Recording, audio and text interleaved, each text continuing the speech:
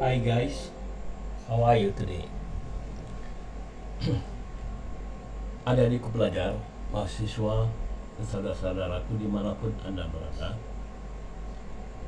Kali ini kita akan mempelajari auxiliary verb atau kata kerja bantu. Apa itu kata kerja bantu? Jadi adik-adikku pelajar, mahasiswa, dan saudara-saudaraku dimanapun Anda berada, auxiliary verb adalah kata kerja yang membantu dalam mengungkapkan makna. Mana apa yang diungkapkannya? Yaitu yang pertama, kemampuan atau ability. Yang kedua, izin atau permission. Yang ketiga, kemungkinan atau possibility. Yang selanjutnya, keharusan atau necessity. Yang selanjutnya, mengungkapkan anjuran atau nasihat atau advisability. Yang selanjutnya, mengungkapkan keinginan atau willingness, Jadi willingness.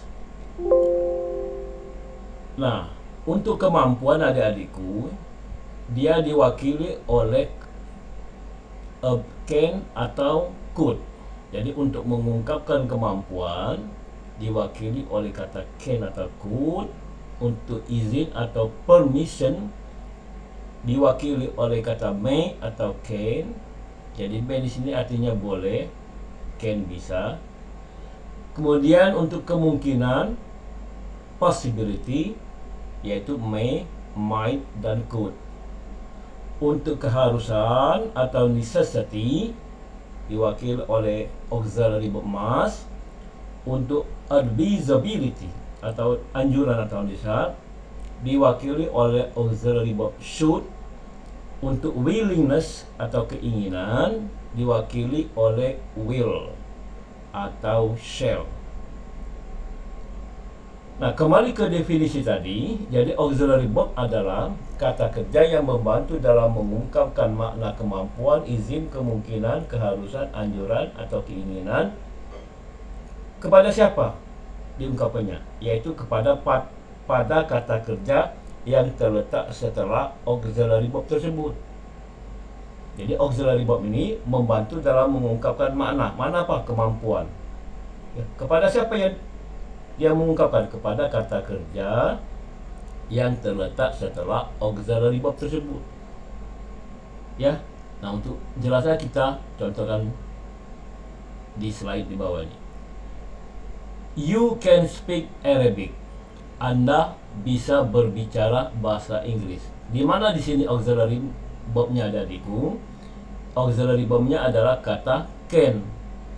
Nah, can ini mengungkapkan apa? Mengungkapkan kemampuan. Mengungkapkan kemampuan kepada siapa? Kepada kata kerja yang ada di depannya, yaitu apa? Speak. Jadi berbicara. Jadi dengan kata lain, you can speak Arabic. Anda mampu berbicara bahasa Arab. Anda mampu apa?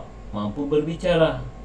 Jadi kalimat nomor 1 ini, you can speak Arabic, ini mengungkapkan ability atau kemampuan yang diungkapkan oleh auxiliary verb, yaitu tentang kemampuan. Kemampuan apa? Kemampuan speak, yaitu kata yang terletak setelah auxiliary verb. Kemudian yang kedua, she may come there.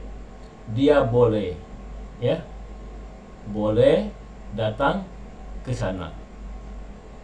Nah, di sini mengungkapkan apa adikku? Boleh berarti mengungkapkan permission atau izin. Jadi may di sini mengungkapkan izin atau permission. Izin tentang apa? Tentang datang. Jadi may mengungkapkan permission atau izin kepada kata kerja yang terletak setelah may, yaitu come. Jadi izinnya itu izin datang, bukan izin berbicara, bukan izin menulis, bukan izin membaca dan lain-lain. Jadi izinnya izin come.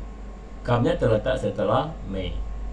Jadi kalimat nomor 2, she may come there, ini mengungkapkan permission atau izin yang diungkapkan oleh kata may kepada kata kerja come. Nomor 3, I must come there. I must come there. Saya harus datang ke sana. Mengungkapkan apa di sini adik-adikku? Nah, mengungkapkan, kita lihat di sini keharusan, yaitu necessity. Necessity. Jadi ucapannya necessity. Mengungkapkan keharusan. Saya ulang lagi ya. I must come there. Saya harus datang ke sana. Jadi kalimat nomor 3 ini mengungkapkan keharusan atau necessity yang diwakili oleh kata must ya. Kata must ini mengungkapkan kemampuan kepada siapa? Kepada kata kerja yang di depannya. Apa kata kerjanya? Yaitu come. Jadi nomor 3, must mengungkapkan necessity atau keharusan kepada kata come. Kemudian will. I will come there. Saya akan datang ke sana. Will, akan. Berarti apa? Mengungkapkan willingness atau keinginan. Willingness. Ya, willingness atau keinginan. Saya akan datang ke sana. Will ini mengungkapkan keinginan atau willingness kepada siapa? Kepada kata come. Ya, kepada kata yang terletak setelah auxiliary verbnya yaitu will. Yang selanjutnya yang terakhir, I should come there. Saya harus. Nah, harus datang ke sana. Mengungkapkan apa adik-adikku? Ya, nah, kita lihat di sini. Coba adik-adikku pilih. Mengungkapkan harusan, yaitu sama yang tadi, necessity.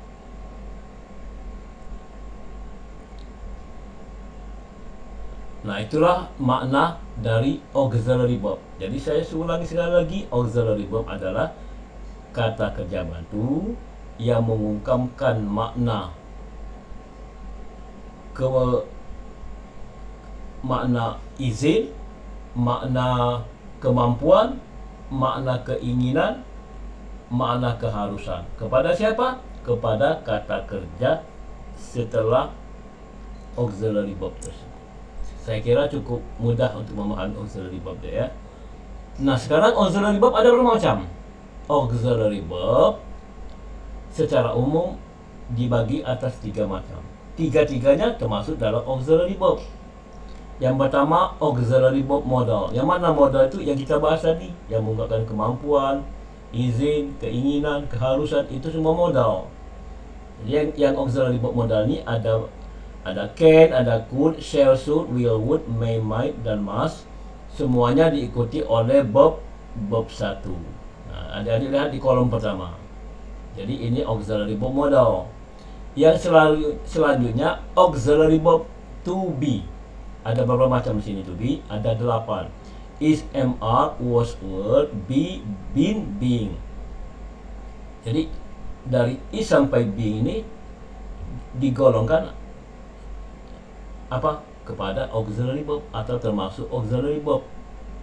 Hanya saja biasanya juga disebut orang to be. Jadi to be itu bagian dari auxiliary verb. Nah, untuk is, am, are, was, were, dia harus diikuti oleh verb ing ya. Kalau tadi verb 1 kolom pertama, yang kolom kedua ini diikuti oleh verb ing. Selanjutnya, bagaimana atau kapan kita menggunakan to be, is, am, are, was, were, be, been, being? Nanti kita akan pelajari pada part B. Jadi ini part A ya. Karena subjeknya terlalu panjang, kita bagi 2. Jadi untuk part B-nya nanti kita akan bahas kapan is, am, are, was, were dipakai, kapan be, been, being dipakai. Jadi ini semua to be adik-adikku ya. Dari is sampai being itu be, semuanya digolongkan to be. Hanya saja pemakaiannya berbeda. Jadi jangan asal sembarangan. Ada kalimat ini harus menggunakan is. Kalimat yang nomor 2 harus menggunakan am. Kalimat ketiga harus menggunakan be. Kalimat keempat been, dan seterusnya. Kapan itu kita gunakan? Nanti kita bahas pada part B. Jadi ini part A, auxiliary verb part A atau bagian A. Auxiliary verb part B-nya nanti kita bahas yang lebih. Kenapa tidak sekarang? Karena mengingat durasi waktunya panjang. Kalau jadi masalah auxiliary verb ini panjang, bahasanya panjang. Kemudian yang terakhir, general auxiliary verb. General auxiliary verb atau auxiliary verb umum. Nah, yang ini ada do, does, did, ada have, has, had. Jadi semuanya digolongkan auxiliary verb umum. Have, has, had diikuti oleh verb 3. Kapan have, has, had dipakai? Ini sudah kita bahas dalam tenses ya, dalam pelajaran tenses. Kalau adik-adik ikuti pelajaran kita yang pertama, tenses, ada kita bahas kapan menggunakan have, kapan has, kapan had. Sebenarnya auxiliary verb juga sudah kita bahas dalam tenses, tapi belum mendetail. Nanti kita bahas lagi di bagian pelajaran auxiliary verb ini yang part B. Nah, itulah adik-adikku macam atau jenis atau tipe auxiliary verb. Jadi ada 3 tipe: auxiliary verb modal, auxiliary verb to be, kemudian general auxiliary verb. Nah, untuk selanjutnya, fungsi auxiliary verb. Fungsi auxiliary verb itu adik-adikku hanya 3, yaitu untuk membuat kalimat positif. Adik-adik boleh baca slide ini, saya jelaskan secara lisan. Fungsi auxiliary verb itu untuk membuat kalimat positif, negatif, dan interrogatif. Caranya bagaimana? Kalau kalimat positif, letakkan auxiliary verb itu setelah subjek. Letakkan auxiliary verb itu setelah subjek, langsung auxiliary verb. Kemudian kalimat negatif, letakkan kata not. Gimana meletakkan kata not itu? Setelah auxiliary verb. Yang terakhir, untuk kalimat interrogatif, letakkan auxiliary verb-nya di depan atau di awal. Jadi itulah guna fungsi atau guna auxiliary verb. Contoh, how to make positive, negative, and interrogative sentence. Nah, ini contohnya dari ya. Bagaimana cara membuat kalimat positif, negatif, dan interrogatif dengan menggunakan with auxiliary verb, dengan menggunakan auxiliary verb. Gampang enggak? Pertama, positif, letakkan saja auxiliary verb-nya di setelah subjek. Jadi she will visit me. Negatifnya, tambahkan saja kata not setelah auxiliary verb. Menjadi apa? She will not visit me. Interrogatifnya atau kalimat tanyanya, will yang di depan, yang kalimat positif ini diletakkan di awal. Jadi berubah jadi will she visit me? Akankah dia mengunjungi saya? Nah, itu untuk yang ada auxiliary verb-nya. Contoh yang kedua misalnya yang ada auxiliary verb. He has watched TV for 2 hours. He has watched TV for 2 hours. Negatifnya bagaimana? Tambahkan kata not. Jadi berubah jadi he has not watched TV for 2 hours. Interogasinya bagaimana? Menjadi he has watched, berubah jadi has he watched TV for 2 hours. Nah, itu bagian ada auxiliary verb hanya ada gitu ya. Kemudian bagaimana kalau dia tidak ada auxiliary verb? Kalau tidak ada auxiliary verb ya, cukup adik-adikku lihat verbnya. Cukup adik-adikku lihat verbnya ya. Nah, di sini. Kalau dia ada kata kerja verb 1, kalau dia tidak ada auxiliary verb, lihat kata kerjanya. Kalau dia verb 1, gunakan apa? Gunakan untuk negatifnya gunakan do not. Untuk interrogatifnya do-nya diletakkan di awal. Not-nya tidak lagi dipakai. Saya ulang sekali lagi ya, biar lebih jelas. Untuk membuat kalimat positif, negatif, dan interrogatif ada 3 rumus. Pertama, lihat dulu ada nggak auxiliary verb-nya. Ketika ada, gunakan auxiliary verb tersebut. Untuk membuat kalimat positif, auxiliary verb-nya diletakkan setelah subjek. Negatif, tambahkan saja not setelah auxiliary verb. Interrogatif, auxiliary verb-nya diletakkan di awal. Kemudian selanjutnya, bagaimana kalau kalimat tersebut tidak ada auxiliary verb. Kalau tidak ada auxiliary verb, lihat verbnya verb 1 atau verb S, ya, atau verb 2. Nah, ini ya, kalau tidak ada auxiliary verb. Kalau tidak ada auxiliary verb, ternyata verbnya verb 1, gunakan do not untuk negatif. Kemudian do-nya diletakkan di awal untuk kalimat interrogatif. Bagaimana kalau verbnya verb S atau ES yang mendapat akhiran S atau ES? Negatifnya mudah, cukup letakkan kata does not setelah subjeknya untuk kalimat negatif, ya. Kemudian interrogatifnya, does-nya diletakkan di awal. Yang terakhir, bagaimana kalau kalimatnya tidak ada auxiliary verb tapi di kalimat positifnya verb 2? Kalau dia verb 2, gunakan kata did not. Gunakan kata did not untuk negatifnya. Jadi setelah subjeknya letakkan kata did not. Untuk interrogatifnya atau kalimat tanyanya, did-nya diletakkan di depan atau di awal kalimat. Tapi ada yang harus diingat adik-adik, catatan. Apabila sudah ada kata did not, verb kedua yang ada dalam kalimat positif dirubah menjadi verb 1. Jadi kalau positifnya pakai verb 2, negatif dan interrogatifnya berubah jadi verb 1. Kenapa? Karena did sini sudah menunjukkan bentuk lampau atau bentuk masa lalu. Jadi verb 2-nya kembali ke verb 1. Nah, begitu juga dengan yang akhiran ES tadi adikku, ya. Ya. Yang akhiran ES tadi, ya. Apabila kalimat positifnya mendapat akhiran ES atau S saja, ya, maka untuk negatifnya menggunakan does not. Untuk interrogatifnya gunakan does di awal kalimat. Dan kata kerjanya kembali ke verb 1 yang tidak pakai akhiran ES, ya. Jadi yang positifnya pakai watches sama akhiran ES, kemudian ES-nya untuk kalimat negatif dan interrogatifnya dihilangkan. Kenapa? Karena does ini sudah menunjukkan bahwa kalimat tersebut kalimat positif yang menggunakan verb S. Itu alasannya, karena sudah ada kata does. Nah, itu adik-adikku, itu yang perlu adik-adikku ingat. Apa kaitannya dengan pelajaran kita tempo kemarin? Ada, yaitu pelajaran tesis. Makanya seperti saya bilang bahwa tesis itu berhubungan dengan hampir seluruh pelajaran adik-adikku, ya. Nah, barangkali itu saja adik-adikku, mahasiswa adik-adikku, pelajar saudara-saudaraku dimanapun Anda berada. Semoga pelajaran auxiliary verb ini mampu adik pahami. Dan ingat, auxiliary verb ini selalu berhubungan, bukan selalu, hampir, nyaris berhubungan dengan seluruh subjek. Ketika kita membuat kalimat conditional sentence, ada auxiliary verb. Ketika kita membuat kalimat question tag, ada auxiliary verb. Ketika kita membuat kalimat elliptical sentence, maka kita ada auxiliary verb. Jadi berhubungan terus. So try to understand.